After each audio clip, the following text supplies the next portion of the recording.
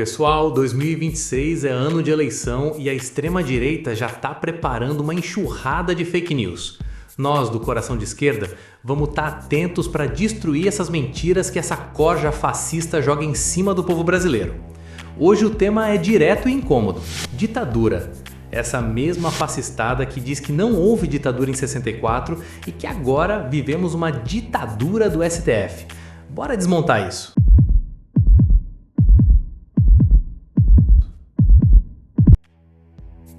Se você clicou aqui é porque também anda indignado.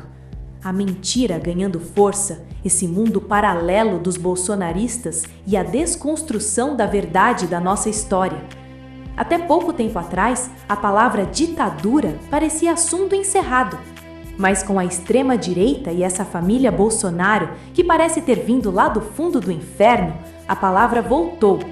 Eles homenageiam torturador, dizem que 64 não foi ditadura, tentaram golpe recentemente e ainda juram que hoje vivemos a ditadura do Alexandre de Moraes.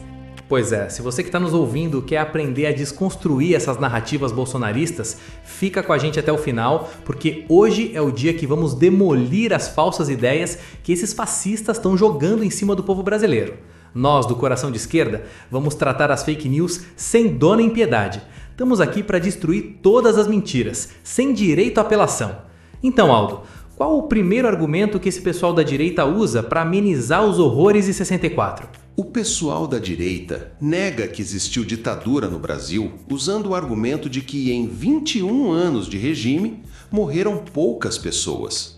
O número oficial de mortos e desaparecidos políticos entre 1964 e 1985, segundo a Comissão Nacional da Verdade, é de 434 pessoas, sendo 210 desaparecidas.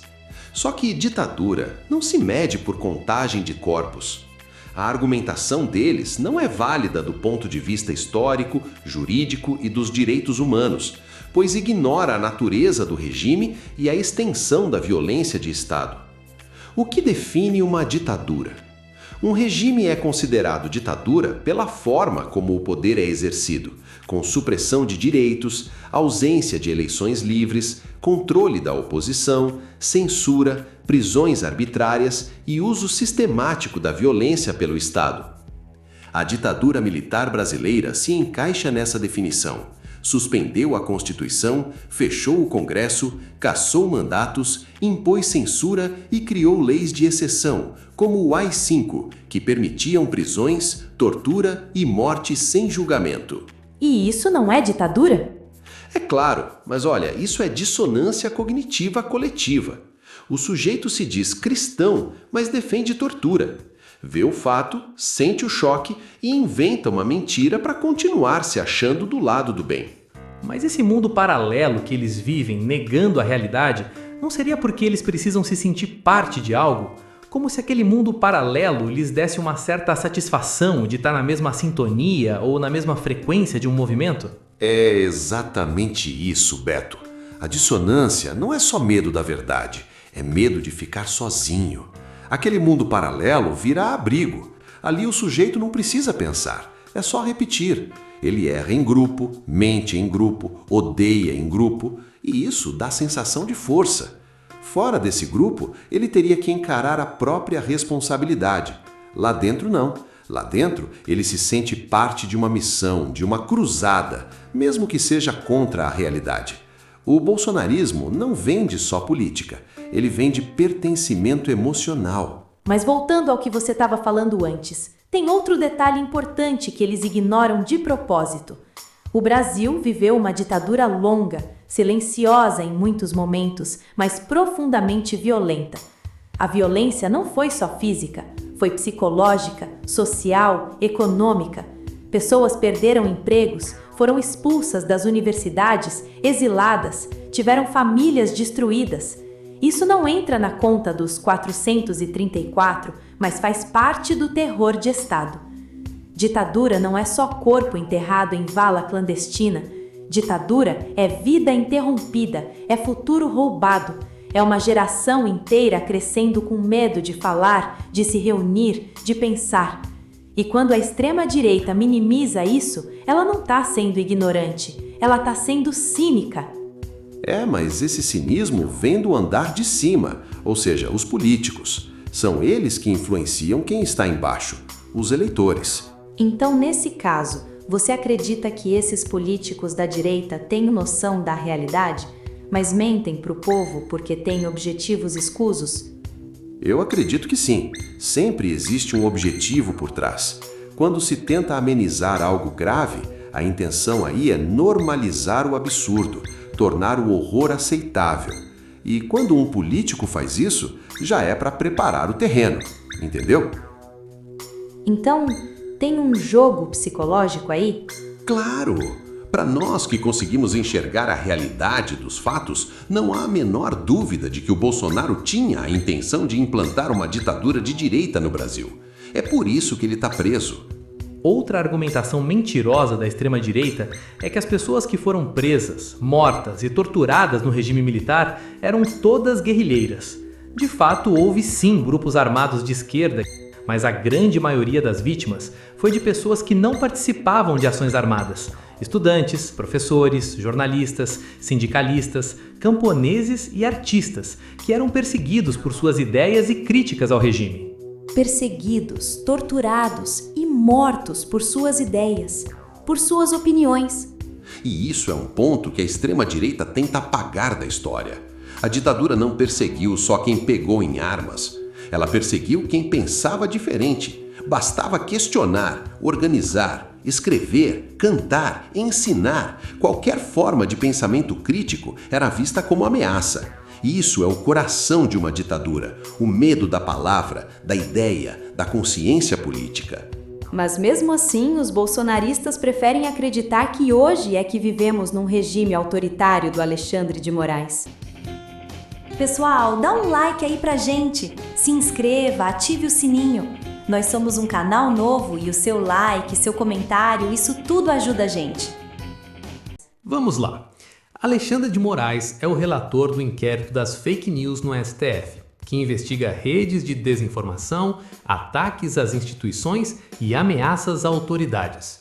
Nesse inquérito, ele tem autorizado medidas como remoção de conteúdos considerados ilegais, discurso de ódio e fake news em redes sociais, suspensão temporária de contas, determinações a plataformas para bloquear perfis ou conteúdos e proibição do uso de redes sociais como medida cautelar em casos específicos, por exemplo, em investigações de atos antidemocráticos. Foi o que aconteceu com Felipe Martins, em janeiro deste ano, preso por ordem de Moraes porque ele teria feito buscas em outros perfis na plataforma LinkedIn. Para os bolsonaristas, isso é censura. Felipe Martins era assessor de assuntos internacionais do governo Bolsonaro. Felipe foi condenado a 21 anos de prisão por sua participação na trama golpista que tentava impedir a posse do presidente Lula. Segundo a PGR, Procuradoria-Geral da República, ele teria atuado como uma espécie de emissário, participando de reuniões e auxiliando na elaboração da chamada Minuta do Golpe. Ou seja, se o Felipe Martins é um golpista, eles acham que ele deve ser tratado como?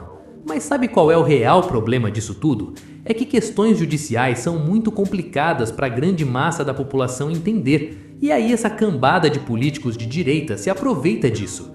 Se a população não entende, fica fácil criar uma narrativa e espalhar para o público dizendo que se trata de perseguição política. Como a direita já tem o carisma dos apoiadores e as redes sociais à disposição, aí vira mamão com açúcar. Exatamente! E nós da esquerda temos que fazer um esforço hercúleo para combater as mentiras. E outra coisa, que ditadura é essa em que o acusado tem direito à defesa e julgamento? Que fica preso numa suíte com TV e ar-condicionado? E aí vem a comparação desonesta com o presente. Eles dizem, mas hoje a esquerda censura, hoje o STF persegue.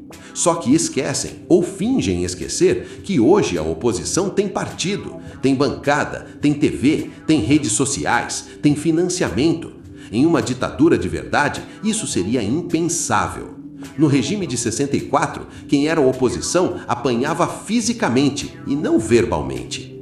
Aí hoje eles ficam nervosinhos com os canais de esquerda, ficam nervosinhos porque o Bolsonaro tá preso na Papudinha, que é uma casa até bem confortável e espaçosa em comparação às condições que muitos brasileiros vivem. Em 64 não tinha conforto não, tinha porão, choque elétrico, pau de arara e desaparecimento. E por que então essa obsessão da extrema-direita em negar a ditadura? Porque reconhecer a ditadura significa reconhecer que o projeto deles já foi testado e foi criminoso. Significa admitir que o autoritarismo que eles defendem destruiu vidas e deixou marcas de sangue na nossa história. Negar a ditadura é uma estratégia política. Serve para reescrever o passado e normalizar o autoritarismo no presente. Quando eles dizem não foi ditadura, o recado é claro, pode repetir. Então, para os bolsonaristas que acreditam que hoje estamos vivendo uma ditadura, vamos fazer as seguintes perguntas. O Congresso foi fechado? Não. Temos eleições livres? Sim. As prisões relacionadas ao pessoal do 8 de janeiro foram arbitrárias? Claro que não. Mas é um motivo que faz os bolsonaristas defenderem aquela gente. Afinal, eles estavam revoltados porque o Lula venceu as eleições. Agora, imagina se fosse o oposto.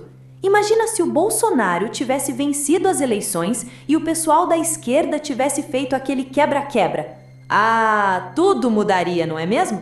Aí, para a direita, eles não seriam mais os coitadinhos, seriam os vândalos, terroristas, os maconheiros, os marginais, ou seja, a turma do PT. 2 pesos e 2 medidas. Na verdade, parece que as pessoas acreditam no que elas querem acreditar. A verdade tem que ser aquilo que eu quero que seja verdade. Não importam provas, fotos, documentos, áudios, nada disso tem valor. O fanatismo é uma doença que deixa a pessoa cega. Olha esse sujeito com a camisa do Ustra. Depois aquela falsa crente da Michelle vem dizer que nós da esquerda somos das trevas. Ah, francamente. E essa família nojenta que homenageia torturador é da luz? É impressionante a capacidade que eles têm de distorcer os fatos. Pois é. E por falar em distorcer os fatos, outra coisa que não podemos deixar de comentar aqui é que nas eleições de 2022, eles tocaram o terror na população com essa ideia furada de ameaça comunista.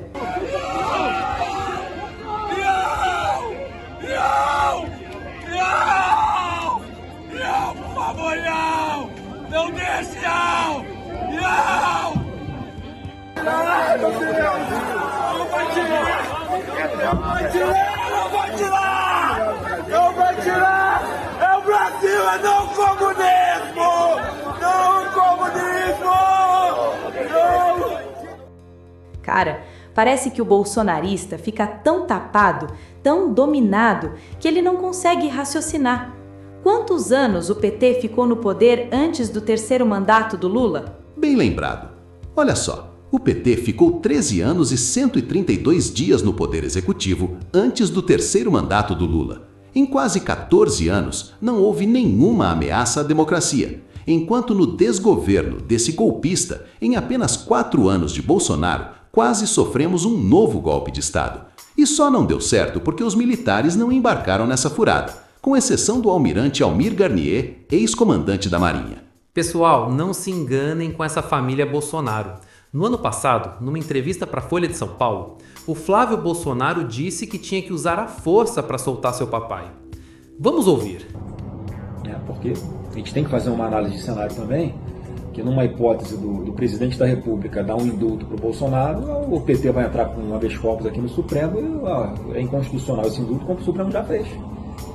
Então vai ter que ser alguém na presidência da República que tenha um comprometimento, eu não sei de que forma, de que isso seja cumprido. Aí eu tô te falando, é uma hipótese muito ruim, porque a gente está falando de possibilidade de força, de uso da força. A gente está falando de possibilidade de interferência direta entre os poderes. É tudo que ninguém quer. E eu não estou falando aqui, pelo amor de Deus, não estou fazendo um tom de ameaça, eu estou fazendo uma análise de cenário, que é algo real que pode acontecer ou não pode. Não, que isso, imagina, é só uma conjectura. Não, é só uma análise de cenário, que é algo que pode acontecer. O Bolsonaro apoia alguém, esse candidato se elege, dá um indulto ou faz a composição aqui com o Congresso Nacional para aprovar uma anistia. 2, 3 meses isso está concretizado. Aí vem o Supremo falando inconstitucional, volta todo mundo para cadeia. Não dá. Isso não dá. Ah, não dá. É inconstitucional, aí não dá. Quer dizer que a Constituição tem que se curvar à vontade deles? Pois é, então na cabeça dessa gente, a Constituição tem que ser boazinha para golpista. Golpista de direita. Porque se fosse golpista de esquerda, aí muda a situação. Cara, é demais. E olha, eu vou reproduzir uma fala do Reinaldo Azevedo para ninguém dizer que estamos copiando uma frase de alguém. Claro que isso tiraria a nossa originalidade. Não, a gente não copia nada de ninguém e é por isso que é bom citar a fonte. Mas o Reinaldo Azevedo disse uma coisa bem interessante. Ele disse que a direita chama a democracia de ditadura porque eles querem uma ditadura para chamar de democracia. É isso aí.